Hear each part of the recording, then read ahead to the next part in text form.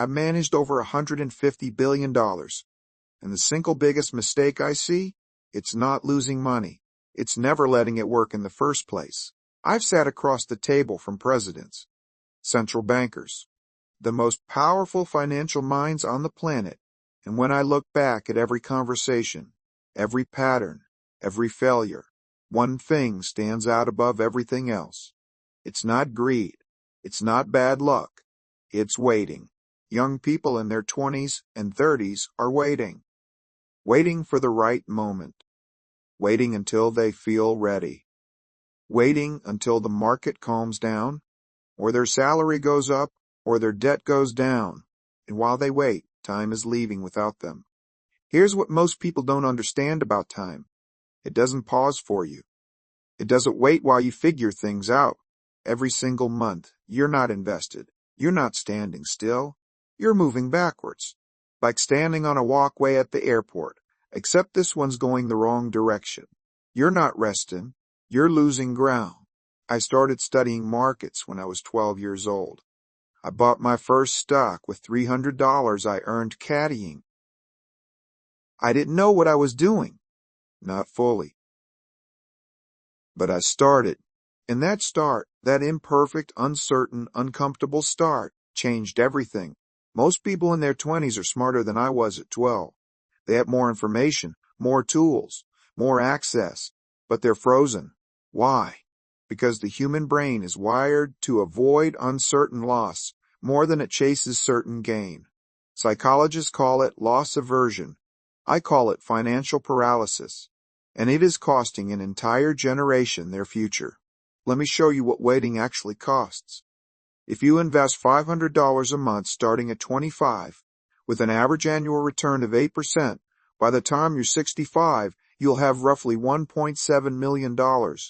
Wait until you're 35 to start the same thing? You end up with less than $750,000. Same discipline, same monthly amount, same returns.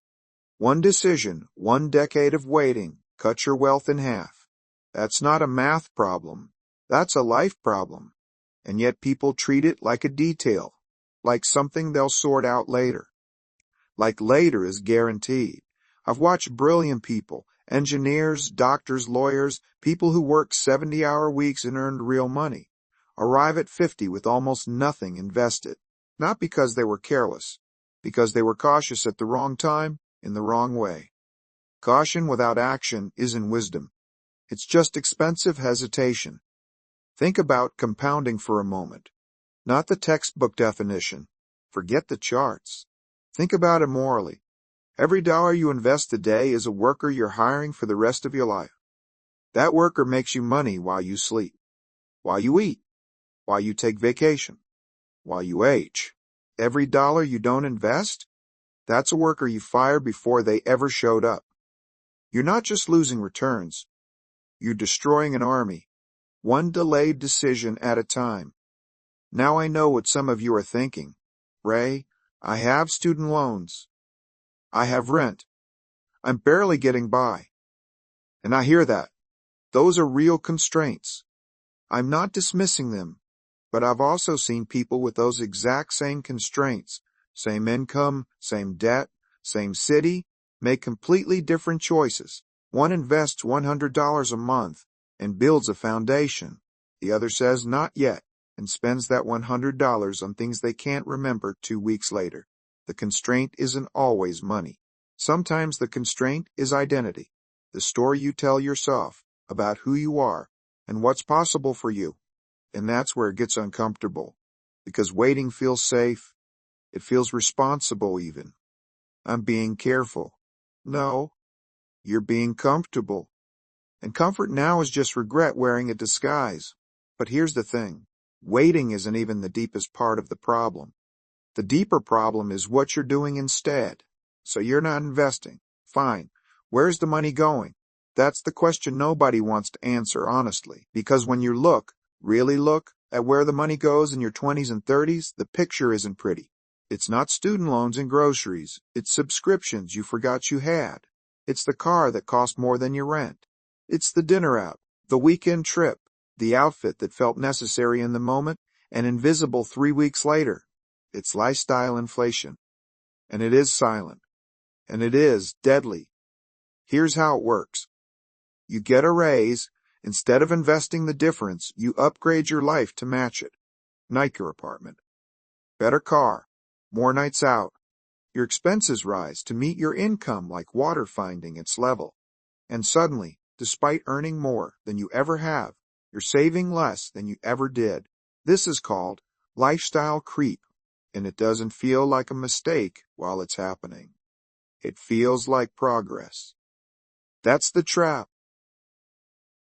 Let me tell you about Mozart.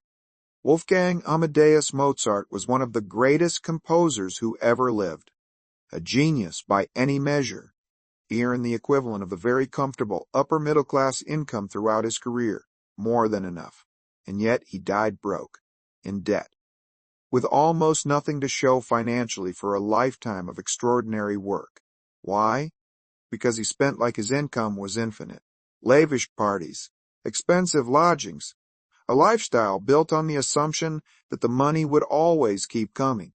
Now contrast that with a federal judge in America, not a celebrity, not a titan of industry, a public servant on a fixed government salary. And yet study after study shows that disciplined, long-tenured judges, people who live modestly and invest consistently, retire with genuine, lasting wealth. Same country, wildly different incomes, completely opposite outcomes. The difference wasn't talent, it wasn't luck, it was identity. Mozart saw himself as someone who lived large. The judge saw themselves as someone who builds quietly. And here's the brutal truth. Most people in their 20s and 30s are living like Mozart. Not because they're geniuses, but because the world is designed to make you spend. Every app on your phone, every algorithm on your feed, every advertisement you scroll past.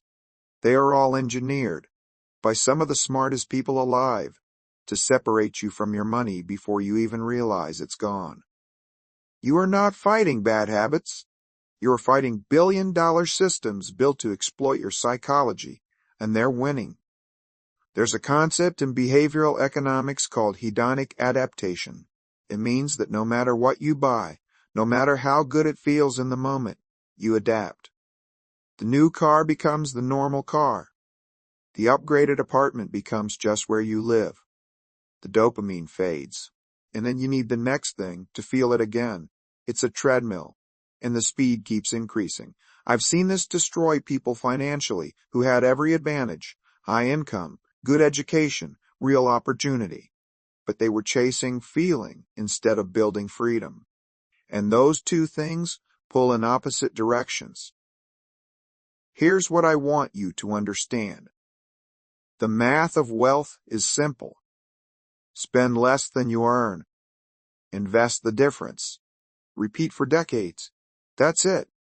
But simple is not easy. Because the enemy isn't ignorance. Most people reading this know they should invest. They've heard the advice. They've seen the charts.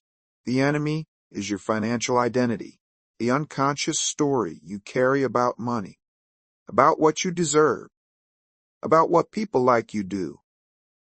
If you grew up watching adults spend every dollar they earned, that's your template. If you were taught that investing is for rich people, that's your ceiling. If you believe deep down that comfort today is more real than security tomorrow, that belief will govern every financial decision you make, whether you're aware of it or not. And you can fix a habit in weeks. But a belief, a deeply embedded story about who you are, that takes something harder, something most people never even attempt. But there's something even harder to fix than your beliefs, and most people never even see it. So we've talked about waiting, we've talked about spending, but underneath both of those, deeper than the habits, deeper than the beliefs, there is a mental model problem, and it is the root of everything. Most people in their 20s and 30s think like employees, not as an insult, as a diagnosis. The employee mental model says this: work hard, get paid, spend, repeat. Time is traded for money. Money is traded for lifestyle. And the cycle continues until retirement, which, for most people, arrives underfunded and too late. That model made sense once, in a different economy, a different world. It doesn't work anymore, and if you're running that operating system in today's financial landscape, you are not just behind. You are playing a game that no longer exists. Let me tell you how I think about money. And I don't say this to impress you. I say it because it changed everything for me. I think about my money as a machine, not a reward, not a trophy for hard work. A machine, a system that runs independently of my time, my energy, my mood. A machine that, if built correctly, generates output whether I'm working or sleeping or sitting on a beach somewhere watching the tide come in. Every dollar I invest is a component of that machine. Every asset I acquire is another gear turning. And the machine doesn't care how I feel. It doesn't take days off. It doesn't get tired or distracted or tempted by the new car in the showroom window. It just works. Most people in their 20s and 30s have never built a machine. They've built a lifestyle. And a lifestyle is the opposite of a machine. A lifestyle consumes. A machine produces. And here is where it gets painfully real. The market does not grade on the curve. It does not care about your intention. It does not reward effort. It does not give partial credit for almost investing, or meaning to start, or having a plan you never executed. It rewards ownership. It rewards time. It rewards the people who built the machine early and let it run. Everyone else? The market doesn't punish them loudly.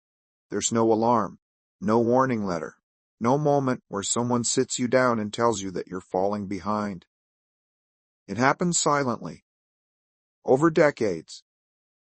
And the gap between what your life is and what it could have been, that gap is invisible at 25, uncomfortable at 35, devastating at 55. I've spent my entire career studying how systems work, markets, economies, governments, human psychology, and the one pattern that repeats, without exception, is this. The people who win financially are not the smartest. They are not the hardest working. They are not the luckiest. They are the ones who changed how they see themselves. From consumer to owner. From earner to builder. From someone who works for money to someone whose money works for them. That shift, that one fundamental shift in identity, is worth more than any stock tip, more than any market prediction, more than anything I could tell you about interest rates or asset allocation or portfolio diversification, because strategy without identity is just information you never use. You already know you should invest. You've known for years. The question was never what to do. The question is who you're willing to become. Are you willing to be the person who delays gratification when everything around you is screaming to consume? Are you willing to look less successful on the outside so you can actually be more secure on the inside? Are you willing to build something invisible, something that won't impress anyone at dinner, for a decade or two, trusting that the machine will eventually speak for itself? That is the real investment. Not in stocks, not in real estate, not in crypto or index funds or any specific vehicle. The real investment is in a new version of yourself, one who sees clearly, acts consistently, and refuses to trade the future for the feeling of right now. I built Bridgewater from nothing, not because I was born with advantages, but because I changed how I thought before I changed what I did.